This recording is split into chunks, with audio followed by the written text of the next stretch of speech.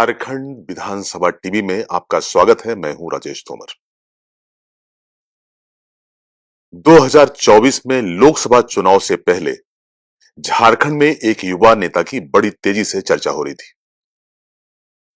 Internet पे वो युवक छाया हुआ था। वजह था अलग अलग आंदोलन। भाषाई आंदोलन की बात करें, भ्रष्टाचार की बात करें, रोजगार की बात करें या फिर खतियान की बात करें, वो युवा हर एक जगह छाया हुआ था। इंटरनेट पर ना सिर्फ झारखंड बल्कि देश के अलग अलग हिस्सों में सुर्खियां बटोर रहा था। उस लड़के के पीछे कोई भी कैमरा, कोई भी लेंस एकाएक मुड़ जाया करता था। इंटरनेट पर उनका एक छोटा सा रील मिलियन मिलियन में व्यूज ला रहे थे। कौन है वो नेता जिसने विधानसभा में बड़ी कम उम्र में विधानसभा के इस पटल पर एंट्री मारी? हम बात करेंगे जयराम महतो की। टाइगर जयराम महतो, यानी कि जो टाइगर उपनाम है, उस टाइगर में बहुत सारे मायने छिपे हैं। हम खुद जयराम महतो से बात करने की कोशिश करेंगे और टाइगर के इस मतलब को समझने की कोशिश करेंगे। जयराम जी, आपकी जो शिक्षा दीक्षा है, जहां से आपने पढ़ाई किया, आप एक आंदोलनकारी के परिवार में आपका जन्म हुआ। आपके पिता भी आंदोलन से जुड़े थे। आपकी जो शुरुआत है, जो शिक्षा दीक्षा है, जो ग्रामीण प्रवेश है, उसके बारे में आप बात करें। से मेरा जन्म धनबाद में ही हुआ और मेरा जो अपना घर है वो धनबाद जिला का एक तोपचांची ब्लॉक है, जहाँ मानटाण गांव है। और बचपन के दिनों में ही हमें मामा घर शिफ्ट होना पड़ा, क्योंकि उसके कारण थे कि पिताजी का और दादाजी का एक ही साल उनका डेथ हुआ था। दादाजी का डेथ होने के 3 महीना बाद पिताजी का भी डेथ हो गया, और उसके ठीक साल 1.5 साल पहले हमारी माता पिता की दूसरी संतान का डेथ हुआ था। उससे ठीक 2 साल पहले हमारे माता पिता की पहली संतान का डेथ हुआ था। हम अपने माता पिता की तीसरी संतान है। तो चूंकि गांव में अंधविश्वास है और भारत अंधविश्वास का भी देश है, भारत अगर देवी देवता पूजा और भक्ति का देश है तो अंधविश्वास का भी देश है भारत। तो मामा घर के लोगों को लगा कि शायद हमारे घर में सब कुछ ठीक नहीं है। हमसे पहले हमारे 2 भाई बहन का डेथ हुआ था, हमारे पिताजी और दादाजी दोनों का एक ही साल डेथ हुआ। तो सबको लगा कि यहाँ सब कुछ ठीक नहीं है, अगर इस लड़के को भी यहाँ छोड़ दिया जाए तो शायद इसका भी जीवन ना बच पाए। तो फिर हमारी नानी हमें ले गई, एकदम कह सकते हैं कि माँ का दूध पीने की उम्र में वो हमें मामा घर ले गई। और हमारा भरण पोषण हमारी नानी ने, हमारे नाना ने, हमारी मौसी ने किया है। वहीं हमारी प्राथमिक विद्यालय है, प्राथमिक विद्यालय लकर खवारी आमडी, जो आपका सदर विधानसभा में आता है। वहीं से हमारा पढ़ाई स्टार्ट हुआ। फिर बीच में एक समय ऐसा आया जब नाना जी का डेथ हो गया, नानी का भी डेथ हो गया, तो फिर हम अपने गांव वापस चले आए तोपचांची। उसके बाद वहां से आने के बाद हमने अपना मैट्रिक की जो परीक्षा लिखी वह SSD high school Rowam Bagmara Topchanchi से 2009 में। उसके बाद हमने मैट्रिक पास करने के बाद हमने, चूंकि पढ़ने में शुरू से तेज तरार थे, तो साइंस चुना, विज्ञान को चुना। और फिर कतरास कॉलेज कतरासगढ़ में मैंने अपना इंटर ऑफ साइंस का जो जीवन होता है शिफ्ट किया, और 2011 में कतरास कॉलेज से इंटर की परीक्षा को मैंने साइंस से पास किया। उसके बाद फिर कॉलेज के लिए हम चले गए, तो राजगंज डिग्री कॉलेज गए। वहाँ से जो बागमारा प्रखंड और विधानसभा टुंडी में आता है, टुंडी मेरा होम विधानसभा है। तो चूंकि हम साइंस के विद्यार्थी थे तो मैंने केमिस्ट्री ऑनर्स लेके पढ़ना स्टार्ट किया। लेकिन बीच में एक शायद वो रजिस्ट्रेशन था या फॉर्म फिलअप था, एग्जैक्ट नहीं हो पा रहा हूँ क्योंकि बहुत पुरानी मेमोरी है। 1600 रुपये की बात थी। हम घर गए तो माँ बोली कि अभी अभी तो नहीं है, तो कुछ दिन का समय देखो, हम जुगाड़ करते हैं। तो हमको लगा कि अब मुश्किल है, साइंस को जिस परिस्थिति से आते हैं साइंस को मेंटेन नहीं कर पाएंगे। हमें लगा कि हमको ही कुछ करना होगा। तो जाहिर सी बात है, साइंस लेके नहीं लग पा रहा था कि हम कुछ कर मैंने पढ़ाएंगे भी और फिर जाएंगे, क्योंकि हॉस्टल एक जगह खोजे थे जहाँ हॉस्टल में रह के बच्चों को पढ़ाना था जी। लेकिन वहां से साइंस के लिए आपको भी 3 ट्यूशन चाहिए थे। फिजिक्स का ट्यूशन चाहिए था, केमिस्ट्री आपको ऑनर्स है, मैथ का ट्यूशन चाहिए था। तो आप खुद भी ट्यूशन करेंगे और बच्चों को भी पढ़ाएंगे, ये दोनों चीज पॉसिबल नहीं था। ये घर से रह के, तो आपने अंग्रेजी ऑनर्स में शिक्षा लेना पसंद हाँ, किया? वहीं से रूट मेरा चेंज हुआ। जब केमिस्ट्री ऑनर्स को हम 1 साल मेरा केमिस्ट्री ऑनर्स के साथ किए, लेकिन जब वही 1600 रुपये को हम नहीं भर पाए तो फिर हमने अपने रूट को बदल दिया, इंग्लिश ऑनर्स, और फिर जाके हम बच्चों को भी पढ़ाने लगे। बनस्थली हाई स्कूल करके है तिलैया में, जहाँ हम पढ़ाना स्टार्ट किए हॉस्टल में रह के, और हमें वहाँ सैलरी मिलती थी 3400 रुपये। तो उससे थोड़ा बहुत घर और थोड़ा बहुत अपना पॉकेट खर्च, चूँकि स्टूडेंट थे। उसके बाद हमने राजगंज डिग्री कॉलेज से 2015 में अब bachelor of arts English honours के साथ कंप्लीट किया। फिर वहाँ से हम चले गए पीके रॉय मेमोरियल कॉलेज धनबाद, जहाँ से हमने मास्टर ऑफ आर्ट्स को पास आउट किया 2017 में। उसके बाद वहाँ से लगभग 2017 के बाद 2021 तक, जब तक हम इस आंदोलन में नहीं आए थे, तब तक हमने हमारे गांव में ही एक सरकारी स्कूल है, टीएपी हाई स्कूल +2 उच्च विद्यालय, जहाँ मैंने 4 साल निःशुल्क शिक्षा दान दिया। वो सरकारी स्कूल है और मैंने वहाँ निःशुल्क बच्चों को 2 घंटा, 4 घंटा, 3 घंटा, जिस प्रकार मुझे समय मिलता था मैं वहाँ पढ़ाता था। और उसी बीच मैंने विनोबा भावे में डीट का एग्ज़ाम बैठा था मैं, तो वो रिजल्ट भी आ चुका था मेरे फेवर में, तो फिर मैंने पीएचडी के लिए एडमिशन भी किया। तो आप टीचिंग लाइन से जुड़े थे जयराम जी, और आंदोलन में जो आपका प्रवेश हुआ, चूंकि आप शिक्षा दीक्षा के लिए हमेशा संघर्ष करते रहे और आप मेधावी थे, तो ऐसे लोगों के लिए खासतौर पर जिनका बचपन थोड़ा अभाव में बीता हो, तो राजनीति में आने का जो जज्बा है ऐसे लोगों में थोड़ा कम मिलता है, लेकिन आप में जो मिला, तो इसको क्या मानिए, जेनेटिक था, पिता का जो खून था वो आप में था? जेनेटिक मानिए, हमारी भाषा में भी कहावत है, बापे पुत्र प्राप्त घोड़ा नहीं तनी तो थोड़म थोड़ा। तो पिताजी मेरे झारखंड आंदोलन से संबंधित थे, और ये भी तभी हुआ, राजनीति में मेरा आना भी तब हुआ जब हम वापस दोबारा अपने गांव वापस आए। अगर मेरे शायद नाना नानी जिंदा होते तो शायद हम गांव वापस नहीं आते, या तो फिर हम आते बहुत एक उम्र को पार करने के बाद आते हैं, या फिर उस समय आते जब शायद हमको विवाह करना होता। लेकिन इतना तय था कि अगर नाना नानी जिंदा होते हैं तो शायद हमें लगता है कि मेरा फाइनल पढ़ाई मामा घर में ही होता।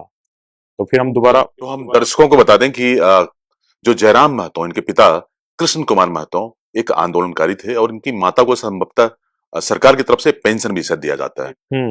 आंदोलनकारी आश्रित पेंशन। बिल्कुल। तो इनके पास जो आय के साधन थे वो कम थे, बावजूद इसके जयराम में कहीं ना कहीं पिता का जो खून था, जो इनके पूरे, अगर आप करियर को देखें तो शिक्षा के बीच में एक आंदोलनकारी छात्र के तौर पर, ये वहां से इनका जो रास्ता है वो बिल्कुल अलग हुआ।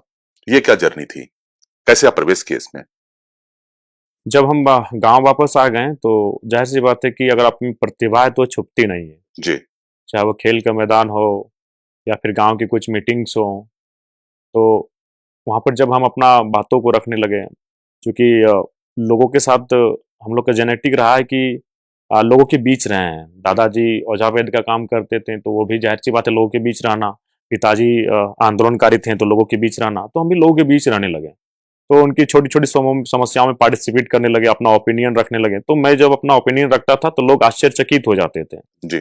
मुझे एक घटना याद है, मैंने उसको सदन में भी प्रकट किया था, शायद मैं 10वीं क्लास में था। हम क्रिकेट खेलने के लिए गए थे, तो एक चापाकल था, वहाँ पे पानी पी रहे थे, तो बगल में एक महिला अपनी पुत्रवधू से और अपना उसका जो हस्बैंड है, काफी फाइटिंग हो रहा था, लड़ाई हो रहा था। तो मैंने कारण पूछा कि क्यों लड़ाई हो रही है, तो बोला कि शायद इसका 2 गो बेटी हो गया या तीसरा बेटी है, तो उसके लिए उसको मैंने धुतकार मिल रहा है। तो फिर हम बोले कि आप लोग 8वीं क्लास में चैप्टर नहीं पढ़े हैं, लिंग निर्धारण गुणसूत्र नहीं पढ़े हैं? वहां तो स्पष्ट लिखा है कि एक लड़की जिम्मेवार नहीं होती है, वो बेटा होगा या बेटी, एक्स एक्स एक्स वाई आपको पढ़ना चाहिए। तो जब हम अपना ओपिनियन को समाज में रखने लगे, जो हम किताबों से पढ़ के गए थे, उसकी काफी सराहना होने लगी, क्योंकि लोग पढ़ के गए थे उसको समाज में नहीं रखें, वो अपनी नौकरी करते गए, उसको जो चीज वो पढ़ के गए उससे वो नौकरी करने लगे। लेकिन मैं जिन चीजों को मैंने पढ़ा था उसको मैं समाज में रखने लगा। तो मैंने जब वो उनको समझाया कि इसमें इसका कोई दोष नहीं, इसमें आपके लड़के का दोष है, इसके पास गुणसूत्र है आपका एक्स वाई, आपकी जो पुत्रवधू उसके पास तो एक्स एक्स गुणसूत्र है। तो बोला लड़का बहुत तेज है। तो चर्चा होने लगा किसका लड़का है, तो बोला कृष्णा महतो के लड़का लगो। तो पापा का नाम आज भी तोपचांची ब्लॉक, आसपास के जो ब्लॉक हैं वहाँ काफी प्रसिद्ध उनका नाम तो है। जयराम के पिता भी बहुत चर्चित थे, और जयराम, ये आपसे जानने की कोशिश करेंगे, ये जो टाइगर शब्द लगा आपके पीछे, क्योंकि आपसे पहले जगन्नाथ महतो, चंपई सोरेन, कई ऐसे महतो नेता हुए या जो दूसरे आदिवासी नेता हुए, वे टाइगर शब्द जो है वो उसके पीछे में लगता है। संभवतः देश का ये पहला राज्य है जहां पर लोगों के नाम से पहले टाइगर लगाया जाता है। इसके पीछे का क्या मतलब है? देखिए, अब बाकी जो राजनेता हैं उनके पीछे टाइगर क्यों लगा वो तो मैं नहीं बता सकता, चूंकि उनकी आयु में और मेरी आयु में काफ़ी फ़र्क है, लेकिन मेरे नाम के आगे टाइगर लगने का कारण था कि मैं स्पोर्ट्स से जुड़ा हुआ हूँ। और आज भी आप जब भी मुझे सदन में देखते हैं, विधानसभा के सत्र में, तो मैं जनरली स्पोर्ट टी-शर्ट पहना हुआ अपने आप को पाता हूँ, आप भी देखते हैं। तो स्पोर्ट्स में रहने के कारण मैं बहुत अच्छा क्रिकेट खेलता था और ड्राइव मैं बहुत अच्छी लगाता था। तो कैच मैं बहुत शानदार पकड़ता था, तो वहीं से हमको ये टाइगर नाम मिला, टाइगर जंप। हम लोग जंप जो मारते थे उसको टाइगर जंप बोला गया। लेकिन जहां से आप चुनाव लड़े, जिस बेबी दीदी को आपने हराया, हम्म। कर उनके पति को लोग टाइगर कहते थे। तो ये जो टाइगर है वो डुमरी में जो नया टाइगर गया, जो जन अपेक्षाएं वहां पर हैं, इस टाइगर से वो अपेक्षाएं अब तक कितना पूरा हो पाया है? देखिए, अभी तक तो लोग काफी सराहना कर रहे हैं। लोग जब वो अपने रिश्तेदारों के यहाँ जाते हैं, जैसे डुमरी वाले बगोदर जाते हैं, उनके पड़ोस में मांडू विधानसभा है, उनके पड़ोस में टुंडी है, उनके पड़ोस में बेरमो है। तो वहाँ उनके रिश्तेदारों के बीच जब चर्चा होता है तो आके वो सुनाते हैं, तो कि हमको फक्र होता है कि हमने आपको विधायक चुना है। हम जहाँ भी जाते हैं हमारे तमाम रिश्तेदार हम लोग से भी कहते हैं कि चलिए आपने एक अच्छा विधायक चुनकर भेजा है, जो पूरे राज्य को गर्व महसूस करा रहा है। तो अभी तक जनता जिस प्रकार से मैंने सदन में जनता के मुद्दों के साथ, और जिस प्रकार से मैं जमीन पर बैठकर लोगों की समस्याओं को सुनता हूँ, उनके साथ मिलने से कभी मैं परहेज नहीं, हमारे उनके बीच कोई दूरी का अनुभव नहीं होता है। तो उन सारी चीज़ों के, मेरे क्रियाकलापों की बहुत सराहना लोग करते हैं कि हम लोग नेता नहीं, घर का एक बेटा चुने हैं, और हमें फ़क्र होता है कि हमने एक ऐसे नेता को चुना है। जयराम के बारे में कहा जाता है कि एक नेता के साथ साथ बहुत अच्छे राजनेता भी हैं। राजनीति की उनको सही समझ है। शायद यही कारण है कि 12% पॉपुलेशन वाले इस झारखंड में, जहां कुर्मी 12% पाए जाते हैं, विनोद बिहारी महतो, सुदेश महतो, उसके बाद जयराम महतो, इन्होंने महतो राजनीति यानी कि कुर्मी की राजनीति को बड़ा तरीके से समझा था। और चुनाव से ठीक पहले, तकरीबन 2 साल पहले, इन्होंने मुद्दों को राजनीति बनाया। क्या ये बहुत सोचा समझा चाल था आपका, जयराम? नहीं, ये एक्सीडेंटली था, ये पॉसिबल ही नहीं कि मेरे जैसा एक सामान्य घर का लड़का राजनीति में आए, वो विधायक बने, ये असंभव चीज़ है। ये एक्सीडेंटल है। हम एक्सीडेंटली पॉलिटिक्स में आए हैं, इसको कहने में कोई गुरेज नहीं। हाँ, हमने विधायक बनने के लिए मेहनत किया, जी तोड़ मेहनत किया, खूब संघर्ष किया। इतना मेहनत किया कि आज हम 30 साल की उम्र में हमने चीनी खाना छोड़ दिया। आज 30 साल की उम्र में हमने मांस मछली खाना छोड़ दिया। इतना हम 3 साल मेहनत किए। 3 घंटा मात्र सोए थे हम। लोकसभा के टाइम हम कंटिन्यू, मैंने जब से हमने कैंपेन स्टार्ट किया था, 3 से 4 घंटा खाना का तो ठिकाना नहीं। तो अब मेरा राजनीति में आना एक्सीडेंटली था, लेकिन चुनाव जीतना एक्सीडेंटली नहीं था।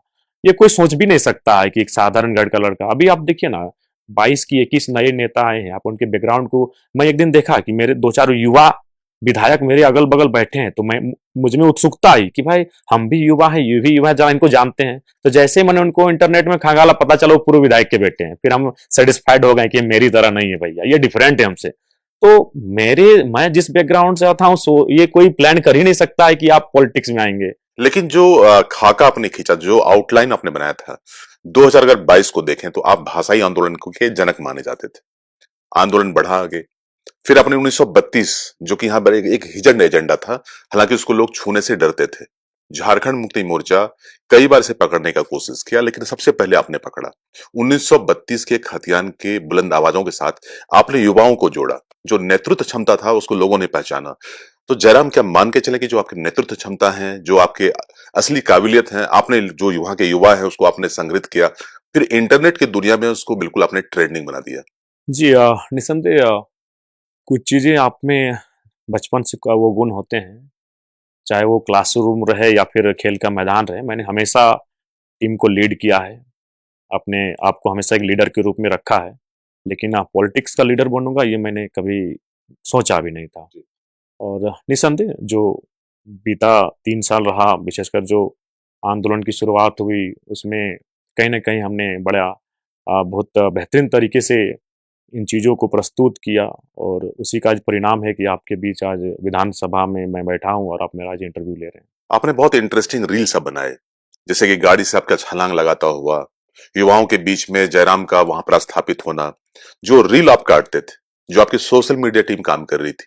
क्या आपको इसका पूरा अंदाजा था कि सोशल मीडिया कैसे वर्क करता है? जिसने अपने युवाओं को जोड़ा, उसमें सोशल मीडिया का कंट्रीब्यूशन कितना मानते हैं? मैं आया हूँ इंटरनेट से, लेकिन मैंने अपने कदम को, अपने जड़ों को जमीन के अंदर तक फैला दिया है।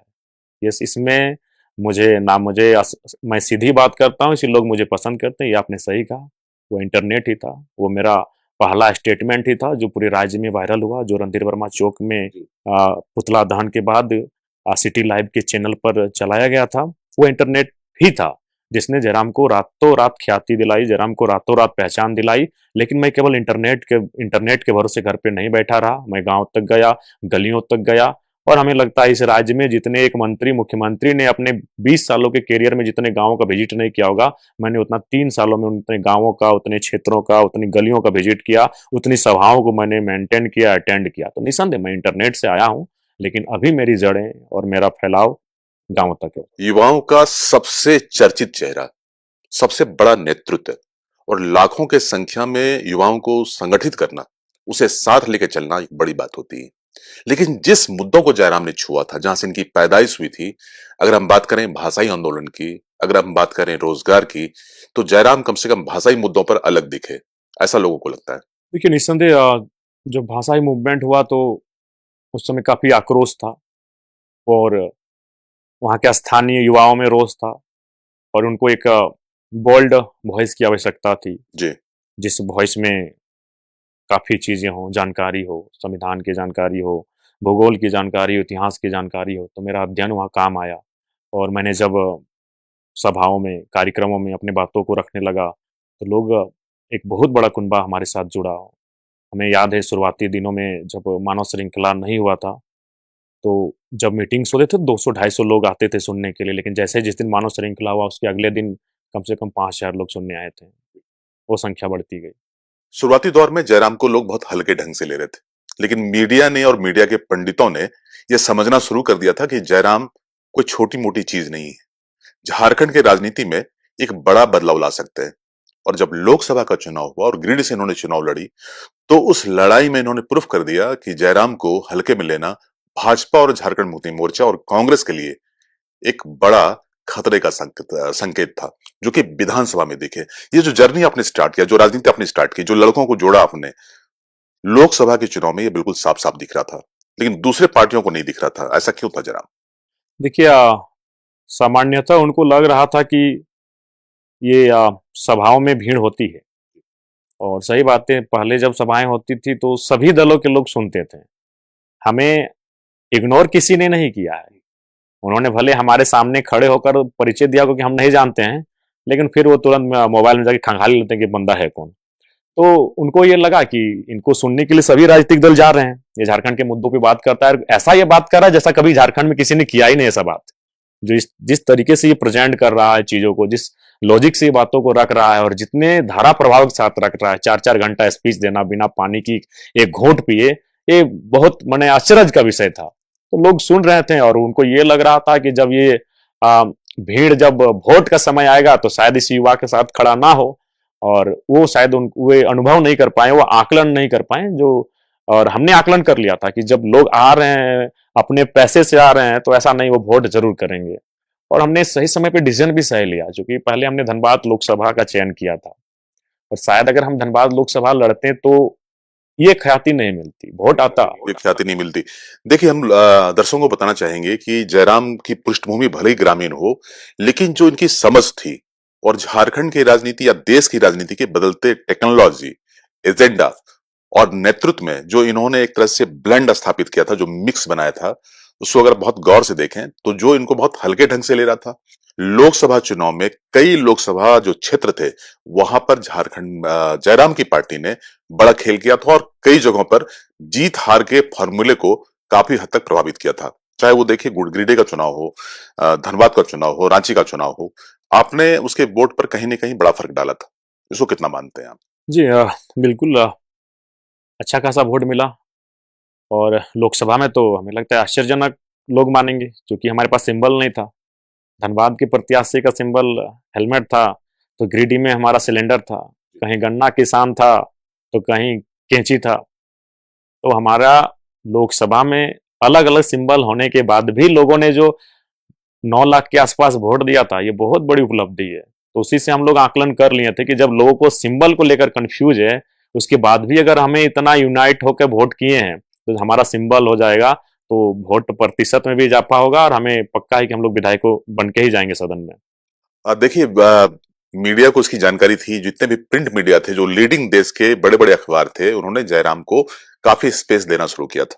क्योंकि लोगों को लगने लगा था कि झारखंड की राजनीति में जयराम एक बड़ा नाम होने वाले हैं। विधानसभा चुनाव से पहले, चूंकि एक ही साल में लोकसभा और विधानसभा का चुनाव होना था, जयराम को संभवतः भाजपा या झारखंड मुक्ति मोर्चा शायद समझने में थोड़ी चूक कर दी। लेकिन उसमें एक बात और है कि आपके पास सिर्फ एक विधानसभा है। अगर आप चाहते तो आपके पास और भी कई सीटें होती, बिल्कुल, बिल्कुल। लेकिन आपने हालात को नहीं समझा। नहीं, चूँकि देखिए आखिर हम मैंने कहा कि कैसे एक 29 साल का लड़का कैसे मतलब इतनी बड़ी पॉलिटिक्स को कैसे समझे? आज बड़े-बड़े नेता 20 सालों का अनुभव, 30 सालों का अनुभव और मात खा जाते हैं।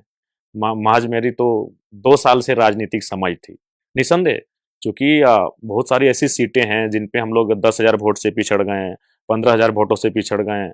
तो वहाँ हम लोग उन सीटों को जीत सकते थे अगर हमारे पास टीम होती या फिर चूँकि माने ऐसे प्रत्याशी का हम चयन करते हैं जैसा बाकी लोग चयन करते हैं। लेकिन मैंने तो प्राथमिकता यही दिया कि हम उन युवाओं को चुनेंगे जो आंदोलन में रहें।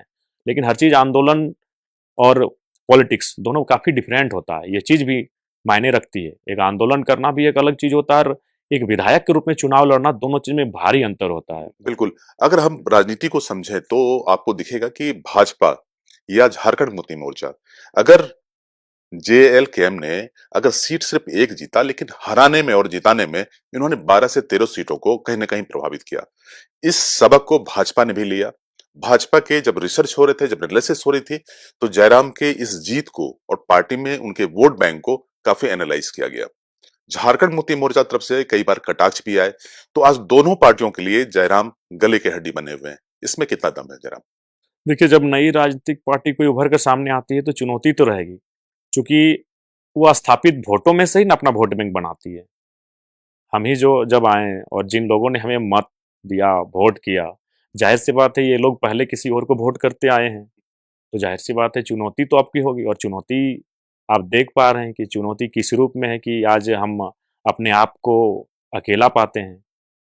राजनीतिक विचारधारा में भिन्नता होनी चाहिए, आलोचनाएँ भी होनी चाहिए, लेकिन आज विगत विधायक बनने के बाद मेरे साथ कई ऐसी घटनाएँ घटी जिन्हें हम अकेले पाए। क्या मान के चले यहाँ के लोग अपढ़ हैं या फिर छोटे-छोटे विचार के हैं? छोटे विचार के भी हैं और बिल्कुल कहीं न कहीं इनको इस बात को तो लेकर माने काफ़ी सबको तो तकलीफ़ हुआ है कि ये लड़का इस अब कोई खाली पाँव सदन में आएगा, कोई साधारण कपड़ों में सदन में आएगा, तो जो लोग एक मसीहा टाइप की राजनीति करके आए हैं, चुनाव जीतने के बाद जनता के सामने भगवान बन के खड़े होते हैं, उनका घर सुबह 5 बजे आके लाइन लगना पड़ता है, तो उनको तो हमने चोट दिया है।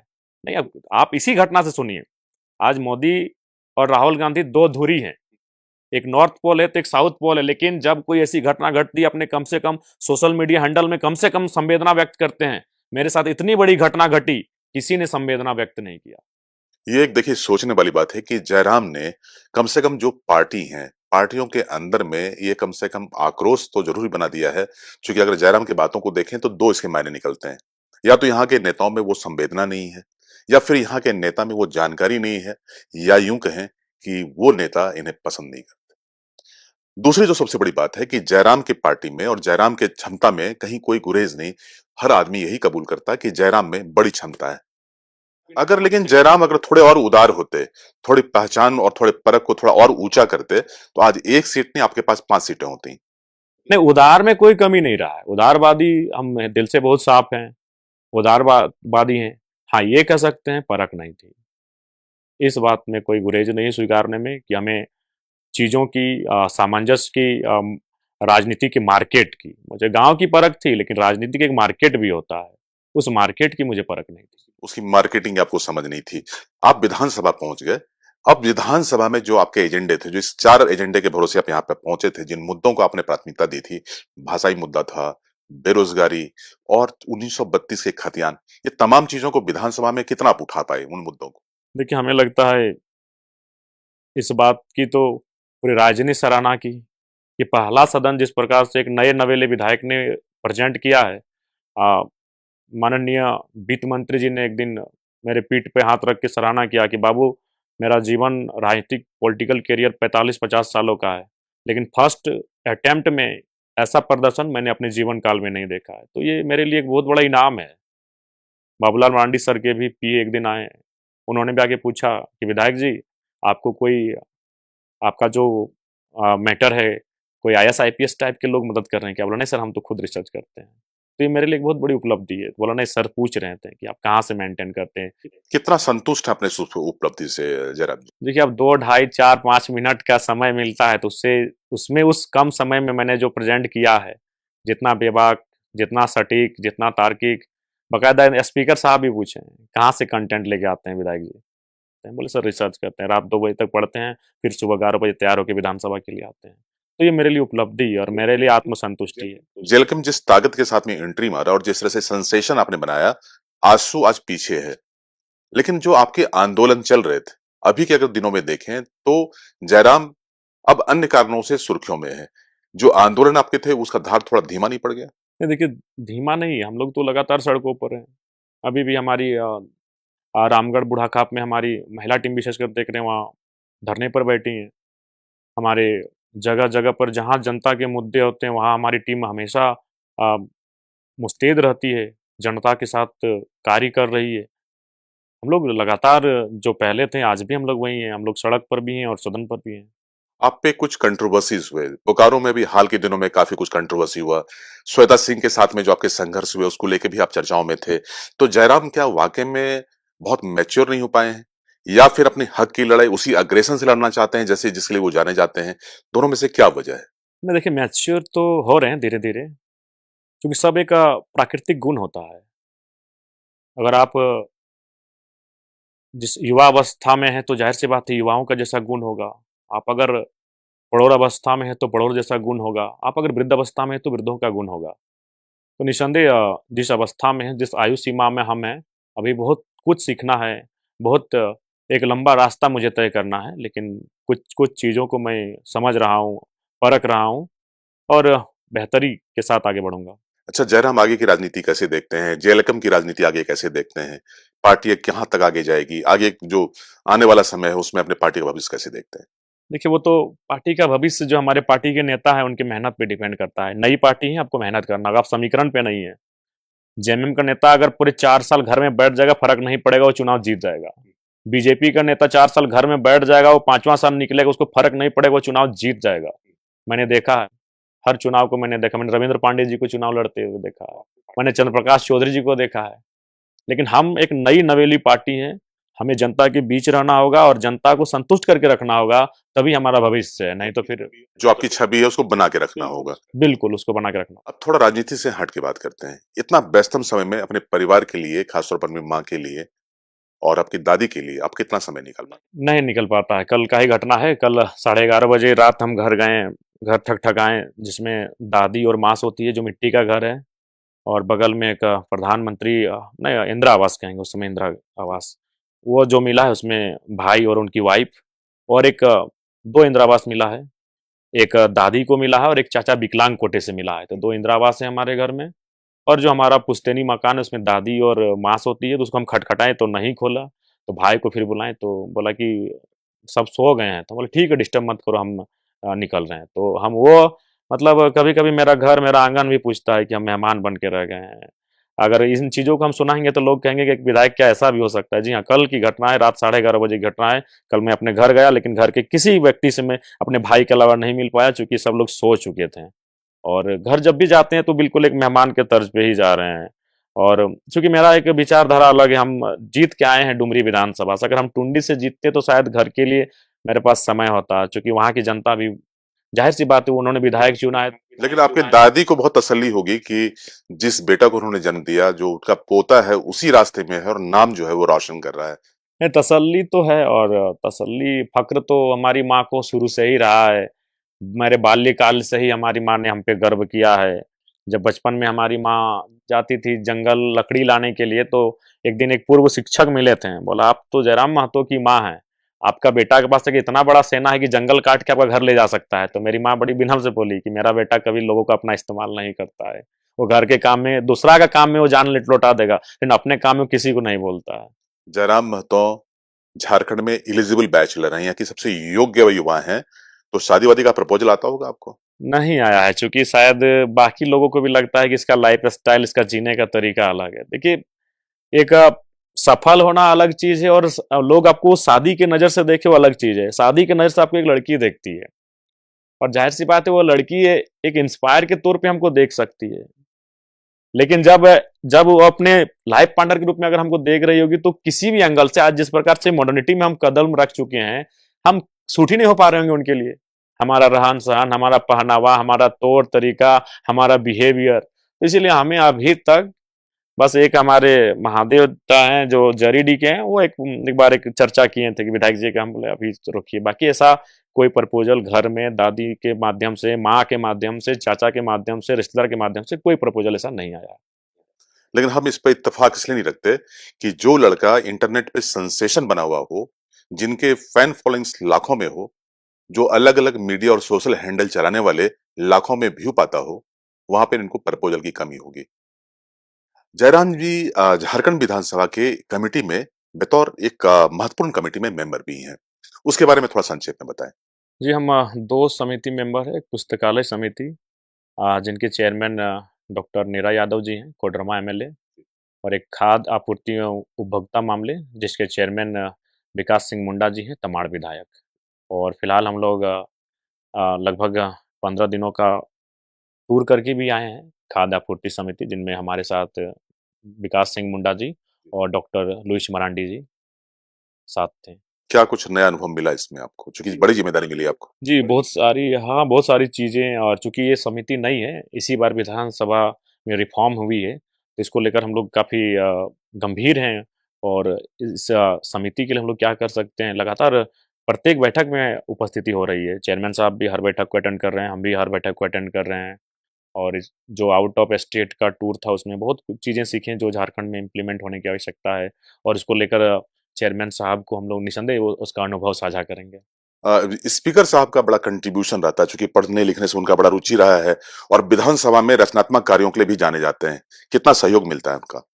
जी, उनकी तरफ से काफ़ी कोऑपरेट मिलता है और वो बार-बार इस बात को दर्शाते भी हैं। एक इकलौता विधायक होने के बाद भी जिस प्रकार से उनका सहयोग रहा है विधानसभा में हमें अपने आप को, अपने मुद्दों को प्रेज़ेंट करने का, इनमें निसंदेह उनका हम धन्यवाद करते हैं। जो माता-पिता हैं, उनको इस बात को लेकर बड़ी तसल्ली होगी कि उन्होंने जयराम को जन्म दिया है। जयराम का जो जीवन है, वो बिल्कुल ग्रासरूट लेवल पर जुड़ा हुआ है और आज भी जो इनके आंदोलन है, जो इनका सेंसेशन है, जो इनके प्रति लोगों की चाहत और जो उम्मीद है, आज भी दूसरे नेताओं से ज्यादा है, चूंकि ये लोग इनमें उम्मीद देखते हैं। आज इतना ही। जब अगली बार मिलेंगे, एक नए शख्स के साथ मिलेंगे, तब तक ले दीजिए हमें इजाजत। नमस्कार।